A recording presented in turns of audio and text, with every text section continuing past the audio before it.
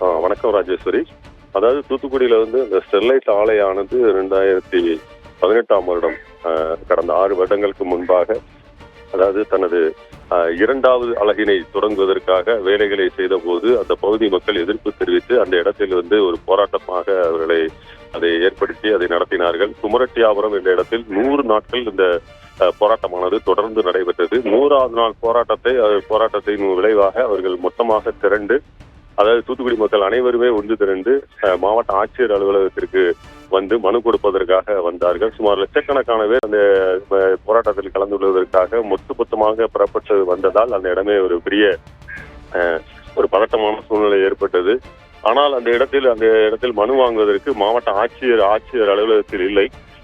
எனவே மக்கள் அவர்கள் நாங்கள் இத்தனை பேர் புறப்பட்டு வருகிறோம் என்பது தெரியும், எப்படி ஆட்சியர் வெளியே சென்றார் என்பதான ஒரு கேள்வியை எழுப்பிய போது அந்த இடத்தில் ஒரு பதட்டமான சூழ்நிலை ஏற்பட்டு வாக்குவாதம் ஏற்பட்டு அதில் துப்பாக்கி சூடு நடத்தப்பட்டது. இந்த கூட்டத்தை கலைப்பதற்காகத்தான் இந்த பெரிய துப்பாக்கி சூட்டை நாங்கள் நடத்தினோம் என்று போலீஸ் தரப்பில் கூறினாலும் பொதுமக்கள் ஆகிய நாங்கள் ஒரு மாவட்ட ஆட்சியரை சந்தித்து மனு கொடுப்பதற்கு கூட எங்களுக்கு உரிமை இல்லையா? என்ன மாவட்ட ஆட்சியரை சந்தித்து ஒரு மனு கொடுப்பதற்காக வந்தவர்களே காக்கா குருவியை சுடுவது போல் எங்களை சுட்டு கொண்டு விட்டார்களே என்பதாக இவர்களும் தங்களது வாதத்தை எடுத்துரைத்தார்கள்.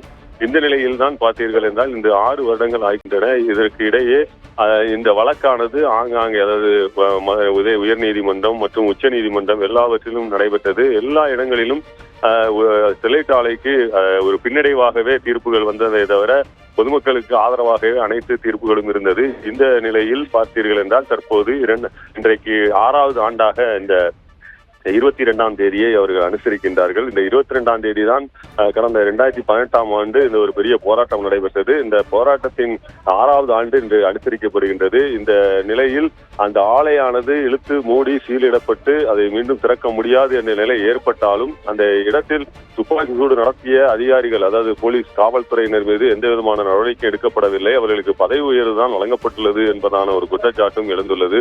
மேலும் அந்த இடத்தில் இருக்கக்கூடிய அந்த ஸ்டெர்லைட் ஆலை தான் மூடி சீலிடப்பட்டு இனி திறக்கக்கூடாது என்ற நிலைமை வந்துவிட்ட போது ஏன் அந்த ஆலை இன்னும் அந்த இடத்தில் இருக்கின்றது? அந்த இடத்தை விட்டு அப்புறப்படுத்திவிட்டு அந்த இடத்தை கொடுத்த நபர்களுக்கு, அதாவது அந்த இடத்தை அவர்கள் பஞ்சமாக குறைந்த விலையில் அவர்களிடமிருந்து விலைக்கு மிரட்டி தான் வாங்கினார்கள். எனவே அந்த இடத்தை மீண்டும் அவர்களுக்கே கொடுத்து விட வேண்டும் என்பதான ஒரு நிலைப்பாடும், மேலும் அந்த இடத்தில் அதாவது நினைவு மண்டபம், அதாவது அந்த இடத்தில் அந்த உயிரிழந்த 13 பேரது புகைப்படங்களையும் வைத்து அவர்களுக்கு நினைவு மண்டபம் ஒன்று அமைக்க வேண்டும் என்பதான ஒரு கோரிக்கையும் எழுந்துள்ளது. இதனை வலியுறுத்தி இன்று பாத்தீங்கன்னா பொதுமக்கள் அந்த இடங்களில் ஆங்காங்கே, அதாவது தூத்துக்குடியினுடைய அனைத்து பகுதிகளிலும், தூத்துக்குடியினுடைய பாத்திமா நகர், மாதா கோவில் அருகே, திரேஸ்புரம், குமரட்டியாபுரம், வீரபாண்டியபுரம், தெற்கு வீரபாண்டியபுரம் உள்ளிட்ட பல்வேறு பகுதிகளில் அந்த நினைவு அஞ்சலி செலுத்தப்பட்டது. அதற்காக அவருடைய புகைப்படங்களை ஆங்காங்கே பெரிய பெரிய பிளெக்ஸ் பேனர்கள் என அழைக்கக்கூடிய பிளெக்ஸ் பேனர்கள் அமைத்து அதில் முன்பாக மலர்கள் தூவி பலரும் அஞ்சலி செலுத்தி வருகின்றனர். தூத்துக்குடி முழுவதுமாக இந்த நிகழ்வு ஆங்காங்கே நடைபெற்றுக் கொண்டிருக்கின்றது. தூத்துக்குடியை பொறுத்தமட்டில் அந்த துப்பாக்கி சூடில் இறந்தவர்கள் யாராக இருந்தாலும், அதாவது அதில் யாரும் தன்னுடைய உறவினர்கள் ஜாதி மதம் என பார்த்து யாருக்கும் எந்த விதமான ஆதரவும் இல்லாமல் அனைவரும் எந்த விதமான ஜாதி மத வேறுபாடுகள் இன்றி அனைவரும் அந்த பொதுமக்கள் தங்களது நல்வாழ்வுக்காக, தங்களது அதாவது அந்த இடங்களில் தூத்துக்குடி முழுவதும் நல்ல ஒரு காற்றை சுவாசிக்க வேண்டும் என்பதற்காகவே இவர்கள் உயிரிழந்துள்ளார்கள். எனவே நாங்கள் அவர்களுக்கு அஞ்சலி செலுத்துகின்றோம் என்பதாகத்தான் இந்த பொதுமக்கள் அனைவரும் அஞ்சலி செலுத்திக் கொண்டிருக்கின்றனர். ஒரு மானசீகமான ஒரு உணர்வை காட்டி வருகிறார்கள். தூத்துக்குடி மக்கள் அனைவரது கோரிக்கையும் அந்த 2 கோரிக்கை தான். அந்த துப்பாக்கி சூட்டில் ஈடுபட்ட நபர்கள் மீது உரிய நடவடிக்கை எடுத்து அவர்கள் மீது சட்ட ரீதியான உரிய நடவடிக்கை எடுக்கப்பட வேண்டும். அந்த ஆலையை அந்த இடத்திலிருந்து அப்புறப்படுத்திவிட்டு அந்த இடத்தில் ஒரு நினைவு மண்டபம் அமைக்க வேண்டும் என்பதான ஒரு 2 அம்ச கோரிக்கைகளை வலியுறுத்தி தான் இது பெரிய இன்றைய நிகழ்வில் அவர்களுடைய கோரிக்கையாக வலியுறுத்தி வருகின்றனர். மகேஸ்வரி, விவரங்களுக்கு நன்றி. ராஜா சாலமன். தூத்துக்குடி துப்பாக்கிச் சூட்டில் உயிரிழந்த 13 பேருக்கு தற்பொழுது பொதுமக்கள் அஞ்சலி செலுத்தி கொண்டிருக்கின்றனர். தொடர்ந்து அவர்கள் அளித்திருக்கக்கூடிய அந்த பேட்டிகளை நாம் காணலாம். கடந்த 2018 மே மாதம் 22ஆம் தேதி மக்கள் போராட்டத்தை அரச பயங்கரவாதத்தால் 15 உயிர்கள் கொல்லப்பட்டன. அந்த நினைவு இன்றையுடன் 6 ஆண்டுகள் முடிந்துவிட்டது. மக்கள் தூத்துக்குடி முழுக்க இந்த 6ஆம் ஆண்டு நினைவஞ்சலியை வெவ்வேறு இடங்களில் பல்வேறு தரப்பினர் இன்று அனுசரிக்கின்றனர்.